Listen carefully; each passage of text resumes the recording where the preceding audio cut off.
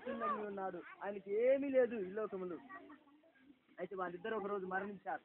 ఎందుకంటే ఈ యొక్క ప్రకృతి సంబంధమైన జీవితం మరణించాల్సింది ఎవరైనా. అయితే ఇద్దరు మరణించడానికి ఆయన అయితే దేవదూతల చేత ఎత్తబడ్డారు. ఎవరు? ఏమి లేని జీతరాజరు, ఏమి పనికిరాని వాటి వెళ్తా ఉన్నారు ఇద్దరు. ఆయనేమో మనుషులు తీసుకెళ్లి కాలేసినారు, ఎక్కడ కట్టెలు పెట్టి ఆయన పేర్చి అయితే దేవదూతలు ఎత్తబడ్డాయి అంట పరలోకానికి.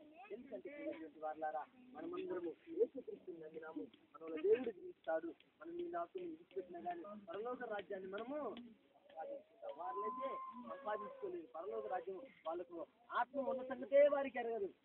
అలా శరీరమే అనుకుంటున్నారు వారు, ఈ ప్రాణమే అనుకుంటున్నారు. ఈ ప్రాణం అన్నిటికీ ఉన్నది, జనాలకు ఉన్నది, ఆ మేకలకు ఉన్నది, ఈ అన్నిటికీ ఉన్నది. కానీ అయితే ఆత్మ మార్చి లేదు. మనకైతే దేవుడు ఆత్మ ఇచ్చినాడు, మనిషి యొక్క నాశనంలో జీవమాయి ఇచ్చినాడు. దేవుని యొక్క ఆత్మ మనలో ఉన్నది. యేసుక్రీస్తుని నమ్మిన మనము ఎంతో ధన్యులం. కలవరపడక యేసుక్రీస్తు జీవితము